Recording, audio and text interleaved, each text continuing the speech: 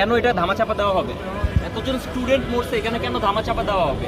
উত্তর করি, কেন মরবে এতজন স্টুডেন্ট, কেন ধামাচাপা দেওয়া হবে? 1976 সালের ভাঙ্গাচোরা বিমান দিয়ে কেন ফ্লাই করবে? যেই বিমানটা চায়না গ্রাউন্ডেড করে দিছে, ওইটা কেন আমাদের সেকেন্ড হাইস্ট পাওয়ারফুল বিমান হবে? ফার্স্ট হাইস্ট পাওয়ারফুল হলো MiG-29, কেন সেকেন্ড এটা হাইস্ট হবে? কেন বাংলাদেশ এতদিন কি করছে, উন্নত হয় নাই কেন? আর কেন আর্মির কি ঠেকা পড়ছে যে এটা গোপন করতে হবে? কয়জন মারা গেছে রিপোর্টে, কয়জন কে করতেছে? সব রিপোর্ট করতেছে সেন্টিমেন্টাল রিপোর্ট।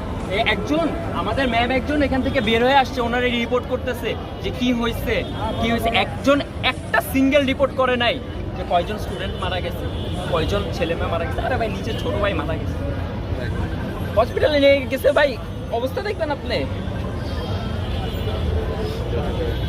এই যে অবস্থা, এগুলো হলো অবস্থা।